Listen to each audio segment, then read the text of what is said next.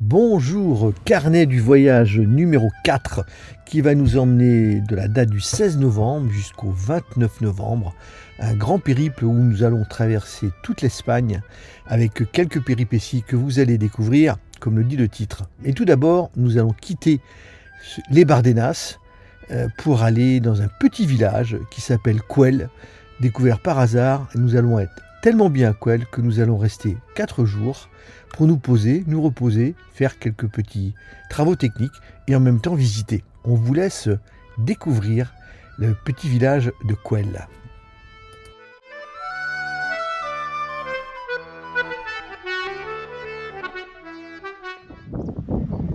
Nous sommes arrivés à la petite ville, le grand village, le gros bourg, je ne sais pas comment on peut dire, de Cuel, Q-U-E-L. Donc on est en centre de l'Espagne, en remontée en direction de l'ouest. En même temps remonter un petit peu vers Bilbao, on en est encore très loin. Village très intéressant, calé au milieu entre les massifs. Et là on est sur le haut de maisons troglodytes. Sur la colline, il y a 3 niveaux de maisons creusées dans la roche. Et on est sur tout en haut. C'est vraiment très surprenant, puisqu'on là on a un ciel, le soleil qui donne encore un peu d'orangé, le ciel noir derrière. Il fait lourd, je pense qu'on va avoir de l'orage, parce que là il doit faire à peu près 17-18 degrés. Tout là-haut, eh bien, comme tout village dans la région, on a son castillo. Donc, el castillo de Cuel.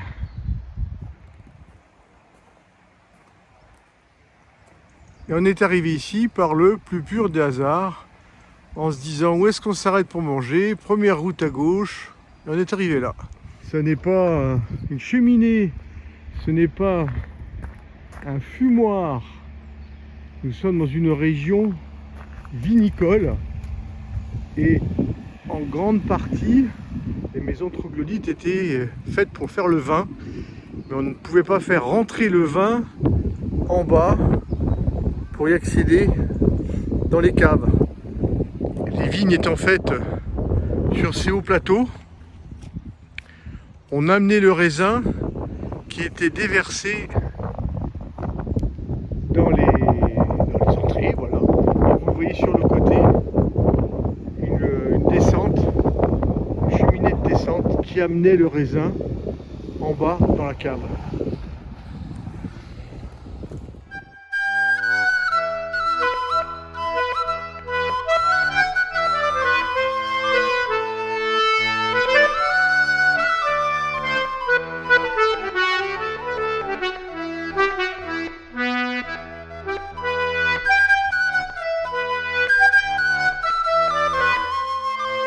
Aujourd'hui, ça va être maintenance électrique.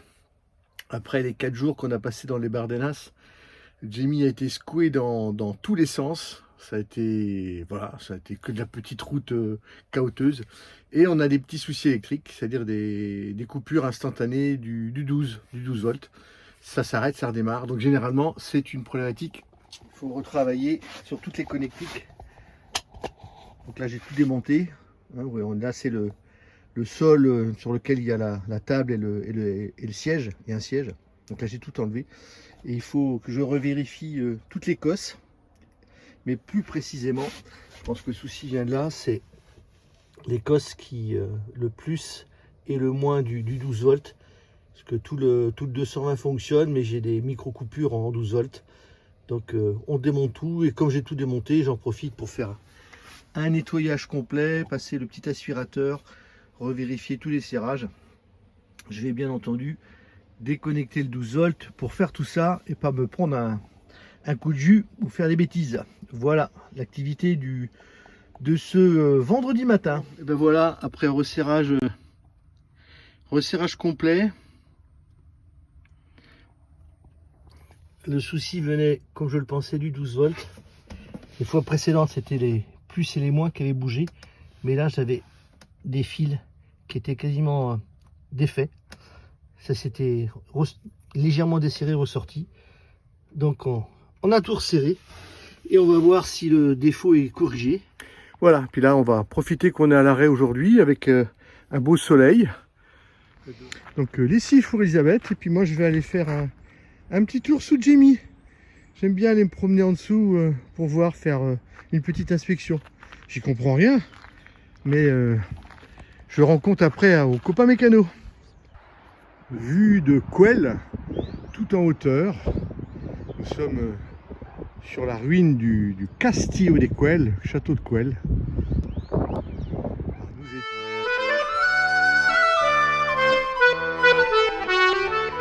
Alors là, de l'intérieur du château, c'était vraiment une tour.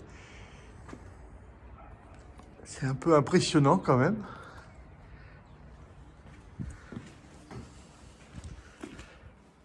Là, ce qu'il devait être à l'époque, on suppose, avec 2 niveaux.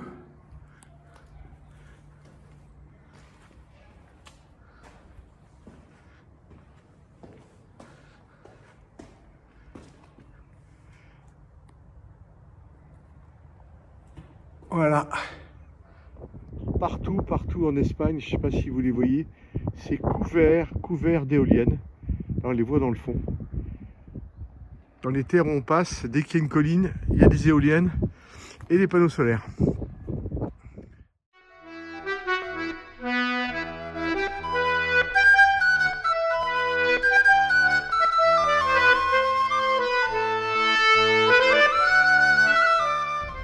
Nous quittons Couel, mais nous n'irons vraiment pas très loin. Nous avons rencontré 2 Écossais qui nous ont parlé des sources chaudes à découvrir à Arnedillo, juste à côté. Donc, nous fonçons sur Arnedillo pour découvrir ces sources chaudes.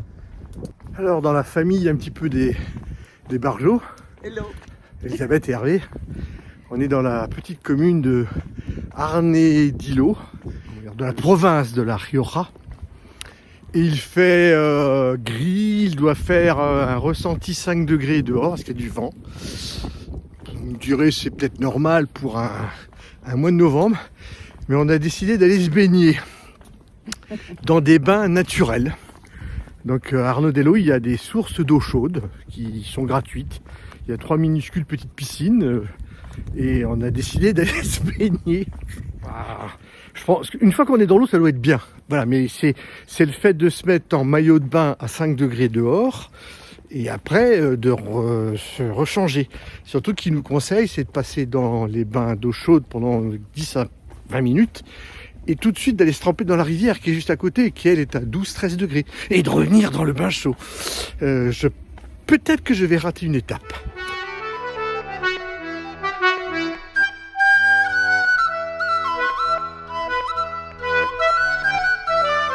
Bon ben là, ce qu'on peut vraiment dire, c'est que c'est très agréable. L'eau est très bonne. Elle est à, je sais pas, 34, 37. Apparemment, donc c'est une eau qui revient à 4000 mètres de profondeur, qui remonte, qui rejaillit là et qui est mélangée avec l'eau du torrent. Alors je n'ai pas pratiqué un coup chaud dans le bassin et un coup froid dans la rivière. Il suffisait de se mettre debout hors du bassin pour être frigorifié et se remettre tout de suite au chaud. Le changement a été pour se rhabiller très rapide. Voilà, mais c'était un moment très sympa.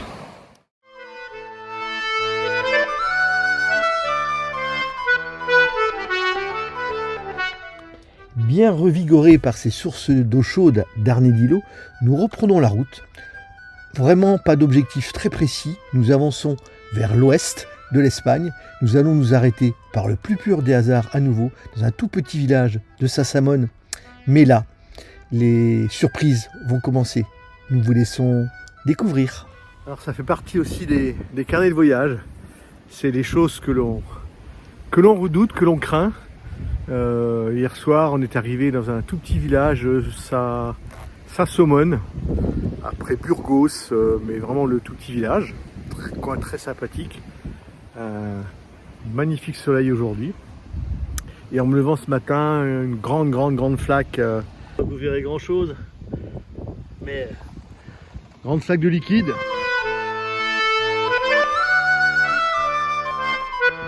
Lundi matin, toujours à Sasamone. Donc la dernière vidéo, je vous disais, jeudi matin, ça fuit de tous les côtés. Donc on a inspecté, donc comme je disais, une grosse durite qui a frotté. Vraisemblablement, les barres d'Enas n'ont pas fait forcément du bien à Jimmy. La durite a lâché. On a trouvé à Sasamone un petit mécano. Allez, nous sommes le lundi 16h10 pour être très précis. 27 novembre, c'est ça même. C'est cela même, 27 novembre. Jimmy reprend enfin la route et nous avec lui, hein, il nous emmène. Voilà, on est arrivé à Sasamone depuis mercredi soir, donc 5 jours d'attente. Le temps de trouver la panne, ça a été, c'est moi qui m'en suis occupé, de trouver un garagiste, ça a été le boulot d'Elisabeth. De commander la pièce, et c'est ça qui a été long, commander jeudi, la pièce n'est arrivée qu'en fin de matinée aujourd'hui. Et le mécano a réparé dans la foulée, et ça s'est terminé juste avant la fermeture du garage à 14h. 14h bien tassé. Voilà. Donc une dirite neuve pour Jimmy, un portefeuille allégé pour nous. Mais bon, voilà, c'est fait. Et nous reprenons la route en direction, on ne sait pas encore. La mer. La mer. Rien de trop grave sur ces petits soucis techniques. Cela nous aura permis de découvrir Sasamone, de nous reposer aussi pendant 5 jours. La météo n'est plus là, il pleut, il fait tout gris, il fait même froid. Nous prenons la route et nous nous dirigeons plein pot. Nous allons mettre 3 jours pour regagner l'ouest de l'Espagne, le sud de la Galice.